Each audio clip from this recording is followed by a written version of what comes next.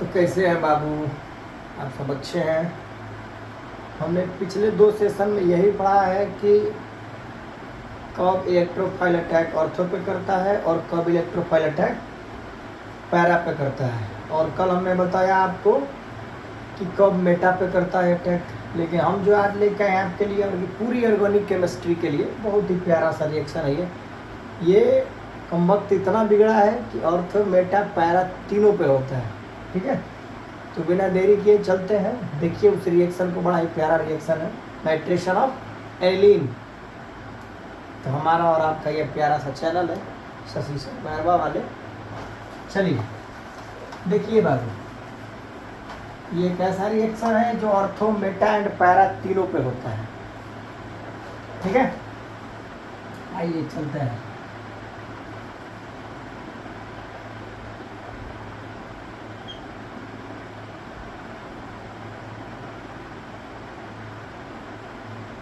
इसमें आपको 2 कंडीशन समझना होगा। हेडिंग है आपका nitration of aniline, nitration of aniline. ठीक है, कैमरा में आ रही है? नहीं आ रहा है।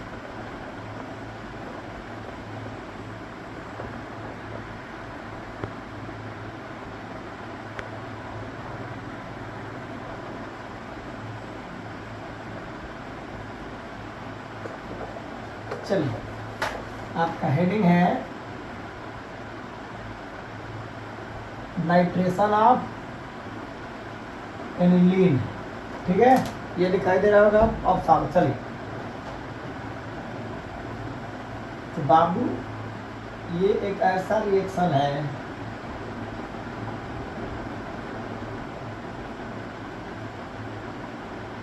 जिसमें आपकी बुद्धि धरी की धरी रह जाएगी। देखिए उसका कारण ये है कि ये एक बार प्लस एम और प्लस आर इफेक्ट दिखाएगा, एक बार माइनस एम माइनस आर दोनों इफेक्ट दिखाएगा। देखिए कैसे, देखिए जैसे हमको करना क्या, इसका नाइट्रेशन करना है तो आपने लिया पहले HNO3 और यहाँ पे कंसंट्रेट H2SO4। ठीक है, तो जो पहला स्टेप है इलेक्ट्रोफाइल में क्या होता है बाबू, सबसे पहले इलेक्ट्रोफाइल जनरेट किया जाएगा। तो पहले यहाँ पे ये H, आप इसको लिख सकते हैं ON11O कोऑर्डिनेट बॉन्ड O, ये हो गया। प्लस में बाबू HO,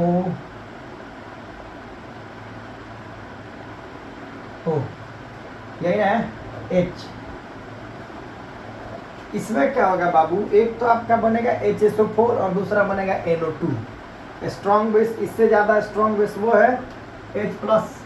देखिए इसके लोन पेयर पे क्या होगा बाबू कि ये वाला H आके जुड़ जाएगा, HH H2O हुए, तो आपका H यहाँ पे आगे क्या कर रहा है, इस वाले H पे जुड़ जाए। तब ये सोचेगा बाबू कि यहाँ से हम H2O क्या करें, निकाल लें। तो H2O निकालेगा यहाँ से बाबू, देखिए निकल रहा है। हम आपको बोले हैं कि जब भी नाइट्रेशन करिएगा उसको इलेक्ट्रोफाइल बनाइएगा, ऐसा रिएक्शन दिखे तो समझिए उसमें से H2O बाहर निकलेगा। तो आपने यहाँ से क्या किया, H2O बाहर निकाल दिए। देखिए कि ये बच गया आपका NO2+। क्यों, ये नाइट्रोनियम आयन है, क्यों, क्योंकि इसने दान किया है। अब यहाँ पे क्या बच रहा है बाबू, यहाँ पे भी तो खत्म हो गया था। देखिए क्या बच रहा है, SO3H, ये ना बच रहा है अभी। ये देखिए यहाँ पे बचेगा HSO4 माइनस, ये बचा। तो हमको इस पे ध्यान नहीं देना है, हमको ये है नाइट्रेशन कर रहा है हमको ऑर्थो पैरा, जो भी ये कैटलिस्ट का काम कर रहा है। और ये बाबू जो लास्ट में आएगा, ठीक है, ये लास्ट में आएगा किसके लिए, जैसे मान के चलिए इस मेटा पे H है ना पहले से, तो जब NO2 वहाँ पे अटैक करेगा तो ये H बच जाएगा, तो उसको लेने के लिए आएगा और फिर H2SO4 बाहर निकल जाएगा। कैटलिस्ट का काम क्या होता है कि उसको आप यूज़ कर लीजिए, उसके बाद फिर उसको लौटा दीजिए वैसा ही। ठीक है, तो आप इसको याद रखिएगा, एक प्रोडक्ट ये निकला, दूसरा का ये निकला। चलिए साइड में हम लिख दे रहे हैं आपका HSO4 और NO2+ 2 निकला है। इन दोनों को ध्यान में रखिए। चलिए इसको मिटाएं, चलिए इसको हमने मिटा दिया। तो बाबू जो आपका प्रोडक्ट बनेगा है ना, ये लोन पेयर क्या करेगा अपना, ये लोन पेयर अंदर उतारेगा। तो जब लोन पेयर अंदर उतारेगा और हमको नाइट्रेशन करना है, तो जब लोन पेयर अंदर उतारेगा आपको, यही ना आपका इलेक्ट्रोफाइल, तो जब लोन पेयर अंदर उतरेगा तो कहाँ कहाँ इंक्रीज होगी बाबू, इसको रहने दीजिए अभी, कहाँ कहाँ इंक्रीज होगा चार्ज, देखिए यहाँ पे, फिर यहाँ पे, फिर यहाँ पे लोन पेयर, यहाँ 3 जगह लोन पेयर होगा। यानी कि जो आपका प्रोडक्ट ये कह रहा है कि रिएक्शन आपका बाबू कि सबसे ज़्यादा अगर इलेक्ट्रोफाइल अटैक करेगा तो कहाँ पे, यहाँ और वहाँ पे। तो यानी आपका 2 गो प्रोडक्ट बनेगा।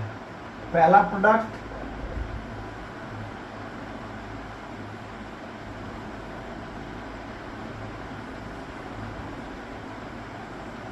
यहाँ पे आपका NH2 रह जाएगा, एक बनेगा यहाँ पे NO2 बाबू, अब प्लस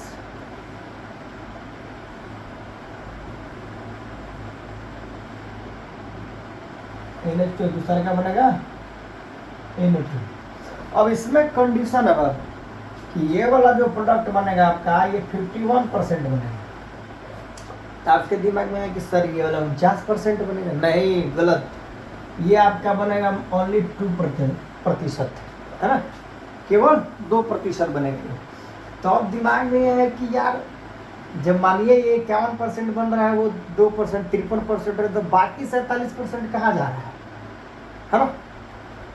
दिमाग क्या है कि ये फिर ये जा कहाँ रहा है, आखिर इसके लिए कोई व्यवस्था तो बनी होगी।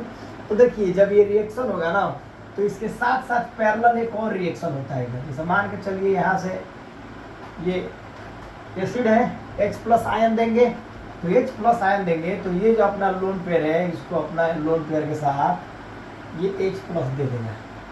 तो जब ये H+ दे देगा बाबू,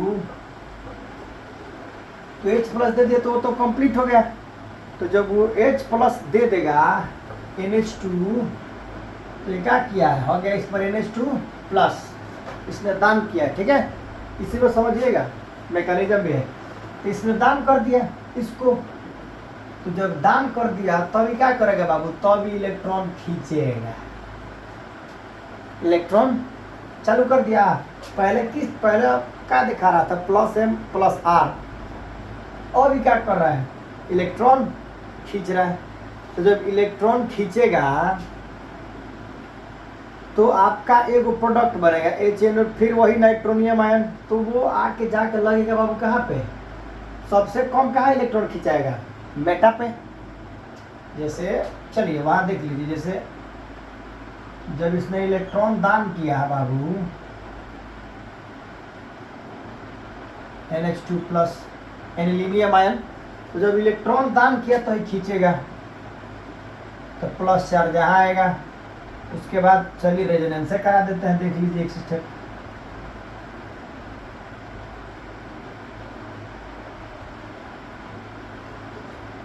ये आपका हो गया डबल बॉन्ड, प्लस चार्ज यहाँ था, आई वाला यहाँ आएगा, तो प्लस चार्ज यहाँ आ गया, एक बॉन्ड आपका यहाँ है, एक बॉन्ड यहाँ है, ठीक है,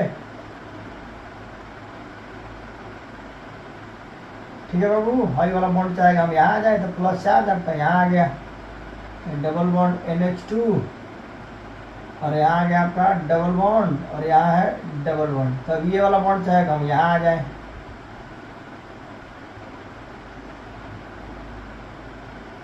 तो आपका हो गया यहाँ भी डबल बॉन्ड, यहाँ भी, और फिर NH में क्या आ गया आपका प्लस चार्ज, यही है। ये प्रोटोनेशन हुआ है। तो जब यहाँ पे आ रहा है ना बाबू, तो कल आपको बताए थे हम कि जहाँ पे इलेक्ट्रॉन कम इंक्रीज होगा वहाँ पे मजबूरी में जो इलेक्ट्रोफाइल है क्या करेगा, अटैक कर देगा। तो आपका इलेक्ट्रोफाइल क्या निकला है, देखिए तो NO2 ये निकला है। तो इलेक्ट्रोफाइल जब NO2 निकला है बाबू, तो इस कंडीशन में ये वाला कंडीशन था जब +m-m दिखा रहा था। चलिए इसको ऐसे ही रख दिए, ठीक है। जब ये कौन सा इफेक्ट है, +m और +r, ये कौन सा इफेक्ट है, -m -r, दोनों इफेक्ट है। तो इस कंडीशन में बाबू जब इलेक्ट्रोफाइल अटैक करेगा, तो कल भी आपको बताए थे हम कि क्या करेगा, मजबूरीवश ये अटैक कर देगा मेटा पे। मजबूरी बस कहाँ अटैक करेगा बाबू, मेटा पे, और यहाँ पे है NH2 अटैक किया। अब आप ये सोच रहे हैं कि सर H2SO4 कहाँ गया, तो देखिए बाबू यहाँ पे H तो है ना पहले से, H लगा हुआ है कि नहीं, तो उसको HS4 लेके आएगा और लेके चला जाएगा, HS4 आएगा और लेकर के चला जाएगा। ठीक है बाबू। तो अब देखिए दिक्कत कहाँ हो रही है, दिक्कत ये हो रही है कि ये जो प्रोडक्ट बनेगा आपका मेटा वाला, ये बनेगा बाबू 47%। कितना बनेगा, 47%। अब देखिए ये अकेले कौन प्रोडक्ट दे रहा है, 1 2 3, एक रिएक्शन 3 वो प्रोडक्ट दे रहा है। ऐसा थोड़े है कि माइनर है, थोड़ा सा है, थोड़ा है, 47% बहुत ज़्यादा अमाउंट होता है, 51% है, यानी कि 2 आपका प्रोडक्ट, यानी मेटा वाला ज़्यादा बन रहा है ना। तो आपके दिमाग में आए कि सर ना हमको मेटा बनाना हो ना हमको ऑर्थो बनाना हो, हमको एकदम डायरेक्ट पारा बनाना हो, कि हमको मेटा और ऑर्थो नहीं चाहिए, ऑर्थो या मेटा हमें नहीं चाहिए। तो चाहिए क्या आपको, आपको चाहिए पैरा डायरेक्टिव। जैसे एक मोनो सब्स्टिट्यूएंट्स कंपाउंड बनाना हो कि बस एक ही पे जाए, तो उसके लिए बाबू क्या करना होगा आपको, ये जो है बहुत ज़्यादा रिएक्टिव है, तो कोनो ऐसा व्यवस्था कराओ, एक लगे सैनिक ढेर है तो कोनो ऐसा व्यवस्था कराओ कि जो है लोन पेयर हो बाबू, लोन पेयर है क्या हो जाए, भाग जाए। तो कोई व्यवस्था है, तो उसको बोलते हैं एसिटाइलेशन या एसिलेशन, बात एक ही है। ठीक है, एक स्टेप बढ़े, चल देखिए उसको चाहिए आपको, उसके लिए इसको चाहिए एसिटाइलेशन। तो एसिटाइलेशन में क्या होता है बाबू, इस एनिलीन को एसिटिक एनहाइड्राइड के साथ, ये एनहाइड्राइड है RC11O, यहाँ पे आप ClB या कुछ लगा सकते हैं, यहाँ भी दोनों साइड में कोई दिक्कत नहीं। ठीक है बाबू। तो ये क्या होगा बाबू कि हई अपना लोन पेयर इसको दान करेगा, क्योंकि पाई बॉन्ड खींच रहा है तो ये देगा कहाँ से, तो लोन पेयर अपना इसको दान कर दिया। तो लोन पेयर जब दान किया बाबू, तो इसमें क्या होगा कि ये वाला प्रोडक्ट जो है ना, हई तो पहले बाहर निकल जाएगा आपका, हई दोनों बच जाएगा आपका RC11OCH3, यही आपका इतना बचेगा। ठीक है, और बाबू देख का भाई ये क्या है, एसिटिक एनहाइड्राइड, इसको बोलते हैं एसिटाइलेशन, एसिटाइलेशन। तो एसिटाइलेशन जब करिएगा तो आपको जो प्राप्त होगा बाबू, ठीक है, NH2, चलिए एक में हो रहा है गाजर वजर, जब एसिटाइलेशन करिएगा तो NH11OCH3 ये मिला आपको। अब इसके पास है लोन पेयर, ठीक है, इसके पास क्या है, इसके पास है, चलिए थोड़ा सा बड़ा लिख दे रहे हैं,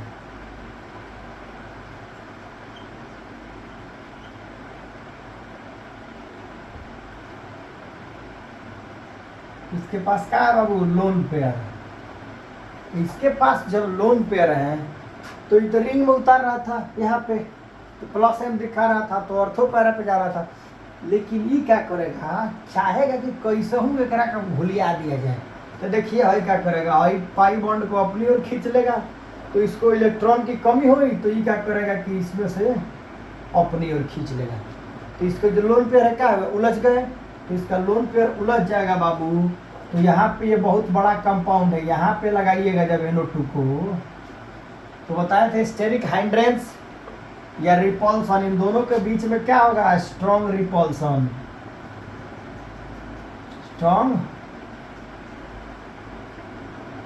स्ट्रॉन्ग रिपल्सन। तो ये क्या करेगा, एक प्रोडक्ट का होगा, माइनर हो जाएगा। तो यहाँ पे ना लगा के हम क्या करेंगे बाबू, इसी चीज को प्लस में, इन दोनों के बीच में स्ट्रॉन्ग रिपल्सन हो रहा है, इसी चीज को हमने क्या किया,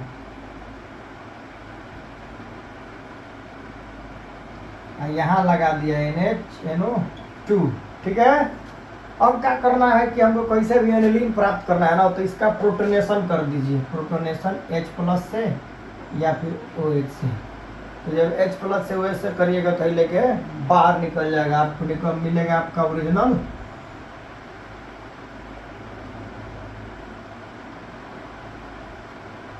क्या निकले बाबू, एनिलीन NO2, ये हो गया आपका मेजर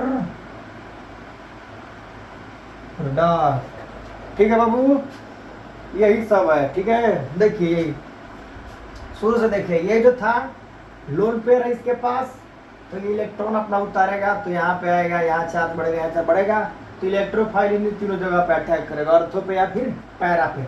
हमने दिखा दिया, ये 51% बनेगा, ये 2% बनेगा। उसके बाद आप ये कह रहे हैं कि सर जैसे मान के चलिए 47% का आ गया, तो मान के चलिए ये जो है, जैसे ये दोनों एसिड है, स्ट्रॉन्ग एसिड है, तो H+ देते हैं एसिड, तो H+ दिया तो इसमें क्या किया कि उसको अपना लोन पेयर दे दिया H+ को, तो ये लोन पेयर देते, इस पर क्या प्लस चार्ज आया, देखिए यहाँ पे प्लस चार्ज, तो प्लस चार्ज आया तो इसको इलेक्ट्रॉन की कमी हुई तो क्या करेगा, रिंग से खींचने लगा, तो जब रिंग से खींचने लगा तो -M इफेक्ट दिखा लगा, यहाँ पे दिखा रहा है +M, यहाँ पे दिखा रहा है -M। तो रेजोनेंस करिएगा तो कल हम आपको बताए थे कि जब -M दिखाए, जब भी -M दिखाए या -R इफेक्ट दिखाए तो चार्ज कहाँ कहाँ कम होता है, इलेक्ट्रॉन कम होता है ऑर्थो पे और पैरा पे। सबसे कम इलेक्ट्रॉन अगर कम होते हैं तो वो मेटा पे, तो आके आपका मेटा पे लग जाएगा। तो मेटा पे लगा तो आपको कितना % मिला, 47% मिला। तो 47% मिला ना, तो ये क्या कर रहा है, ये रिएक्शन 3 गो प्रोडक्ट दे रहा है, खिचड़ी बना दिया, तो हमको ये गो चाहिए।